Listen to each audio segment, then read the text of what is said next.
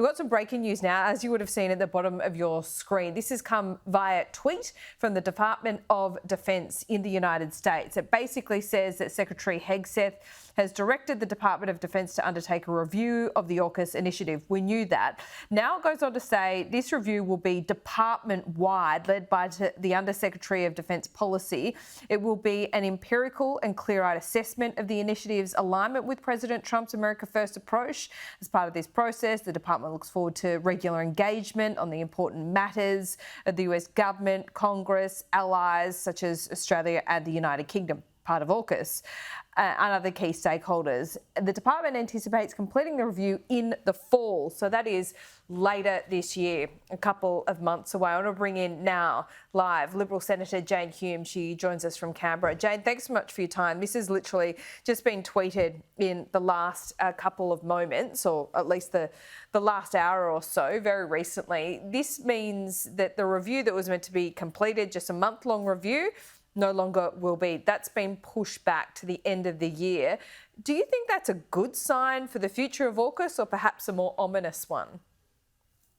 Look, potentially this is very good news. It gives the government an opportunity to not just meet with the President personally, because we know that Anthony Albanese is yet to secure a meeting with President Trump, but most importantly, to put in place demonstrations, real live case studies of how we can work with the US better in this very important strategic alliance, this important agreement with not just the US, but also with the UK. So we get a chance now to demonstrate our commitment to AUKUS, as well as have the US see the benefits of that for their economy, for their defence, for not just global stability, regional stability, and that relationship with the UK as well. So I think this is a great opportunity. I'm very pleased to hear this announcement. Okay, so taking a glass half full approach there. Thank you for your response on that. As we were just listening to that media conference with Donald Trump, it came through. So appreciate that. Jane, I want to also ask you about the situation in Gaza. We see France move on recognising Palestine. This is all about putting pressure on Israel. Now we've seen the UK done it, albeit with a caveat, so pushing Israel to get a lasting ceasefire deal. We've seen the US not break away from Israel on that recognition of Palestine, but we have seen Donald Trump, I think, increasingly concerned about the humanitarian crisis here. Do you think Israel is losing international support? There's no doubt that some of the images that are now coming out of the war zone are terribly confronting. And everybody wants to see not just an end to the war, but an end to the humanitarian crisis as well. We want to make sure that there is safe passage of aid to civilians. However, the coalition's position has always been very clear-eyed on this. We want a two-state solution where two states, Palestine and Israel, can live together, can coexist side by side in peace. That two-state solution simply cannot exist while Hamas is still the governing body of Palestine, of Gaza. Now, it's just physically impossible to try and recognise, to offer recognition of Palestine as a separate state is essentially giving in to Hamas. It's putting the cart well before the horse. It's going to be an impossible thing to maintain. Yeah. So, but what would be an acceptable body? Solution, we simply cannot. That's what's intractable, because Benjamin Netanyahu has also said the Palestinian Authority is not an acceptable body as well. So who would be? You're right. So we need to find, an appropriate way through this conundrum. But the first thing that has to happen is Hamas needs to surrender, and we need to see the return of the hostages. There are still 50 hostages. There's still 50 hostages in Gaza. Israel suggests that around 27 of them are probably already dead. We need to make sure that Hamas return those hostages. It's been 662 days, I think it is now, since the October 7 incursion. It's time to return the hostages to Israel. That is the first step in this process. Only then, once Hamas has surrendered, is it the first step? Hostages have been returned. Can you make that two-step solution, that two-state solution happen? Is really the hostages the first step here? Hamas can end the war today. They can end it today. Okay, but aid is a separate issue because we know that Israel controls what's going on within Gaza at the moment. So wouldn't the first step be making sure that children aren't starving? Well, certainly. We have said that we want to see the safe passage to aid to civilians. That's profoundly important. But in order to create a two-state solution, in order to recognise Palestine, the first thing that happened is Hamas has to surrender and the hostages need to be returned. It's the only way that this is ever going to happen. And anything else is essentially rewarding Hamas for this extraordinarily awful behaviour for October 7. We cannot have that happen again. Let's talk about YouTube now. The government expanding the social media ban for children under 16. That would go to YouTube. I would assume that this wouldn't mean YouTube Kids. Is that a safe assumption? I think that the Minister has already been very clear about that YouTube Kids has been exempted. And look, we absolutely are committed to ensuring safety online for our children. We don't want them exposed to harmful content. The Coalition will obviously go through these regulations when they are tabled in Parliament. But I think this is a really important point. When the original legislation was presented, YouTube was specifically excluded. So now Labor have come out and said that they're going to include them based on a recommendation from the E-Safety Commissioner. But it does seem that the research that the E-Safety Commissioner used here was in fact a survey. And I'm not entirely sure about the veracity of that research. Now, I just did a little straw poll in my office this morning and there's a few parents in there. They use YouTube all the time, put the kids, the Thomas the Tank Engine, all those sorts of things.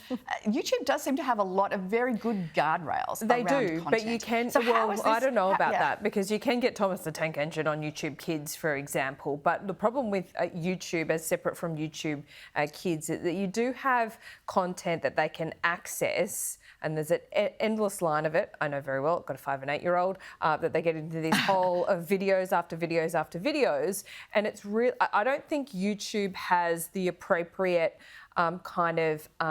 age recommendations like you would in the old system of movies and TV shows if you're getting it through linear. So perhaps that could be where the middle ground is, that they're, for kids under 16, there is a login where on YouTube, not YouTube Kids, they can only access content that is appropriate. But I don't know whether YouTube can or does have that kind of age rating appropriateness system. And neither do I. That's why the first thing I did this morning was contact YouTube and ask for a briefing on this very issue. Because while we want protections there's a very fine line between protections and unnecessary censorship. Now, you can still access YouTube videos without having an account. So how is this going to work for children?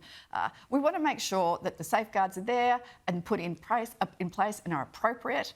But this could potentially be overkill. Moreover, I want to understand exactly what kind of research this is based on. So, I have great respect for the E-Safety Commissioner, Julie Inman-Grant. Obviously, that's a position that was established originally under the Coalition, and it was a world first. But because it's a world first, it's also a little bit of, building the plane while we're flying it. We don't want to go over the top here. We don't want to turn into a censorship state. We want to make sure that everyday Australians can access everything from, I use YouTube to work out how to change the filter on my dishwasher. Why should children be banned from that kind of content? Let's just, take this very slowly with, very clear eyes before we make rash decisions based on questionable research. Jane, I just want to ask you one more question. It's a story in the AFR this morning about public service bosses expressing work from home concerns. He's expressed concern about the state of the public service in 5 years unless high rates of work from home in the sector are addressed. This is from Blair Comley, the Secretary of the Department of Healthcare and Ageing. Do you feel vindicated somewhat from those comments? Look, flexible work arrangements are always going to remain. They're really profoundly important for attracting and retaining talent. But it's getting that fine balance between productivity and making sure that, and the work's being done and getting value for taxpayer money. Now, if the public service themselves are saying this potentially could be a problem, that's the perfect solution. They can sort out their own productivity issues to make sure that it's working for everybody. So it's where was nothing Blair to do with during the election campaign? Can I tell you? That's what you'd be asking, surely. Look, no, I'm not asking those questions. They are questions for the public service alone. We just want to make sure that we deliver an effective and efficient public service that's serving the Australian taxpayer well. There's big jobs ahead, big problems to solve. We want to make sure that the public service are working to solve those big problems as efficiently and effectively as possible. Yeah. If they have problems with their own workplace practices, that's probably something they should deal with. I mean, he said 22% attendance rate among his 7,000 employees, implications for productivity, long-term adverse impacts. That's exactly what you were saying, weren't you? Well, look, again, that is not a policy that the coalition has now. It's not a policy that we took to the election, you will recall. But I do think that there is a genuine desire around this building from all quarters and in the public that while we maintain flexible workplace practices, they are here for forever, that they are sensibly negotiated, that they are worked out between employers and employees so that they work for everybody and deliver on the promise of, whether it be the public service or the private sector, whatever it is, that we increase productivity. And, hey, Labor finally cottoned on to the idea of productivity. We spoke about it for a year, for the 3 years of the last parliament, that productivity had gone backwards. How do we improve it? Everywhere. We need to this needs to be 100% of our focus needs to be on productivity, because without it, we don't grow the economy. Without productivity, you cannot have wage rises without creating inflation. It's our number one focus right now. Blair Comley, welcome. And I'm not sure whether he's going to be invited to the productivity roundtable, but we will see. Won't hold my breath on that one. Jane, we will see. Thanks so much.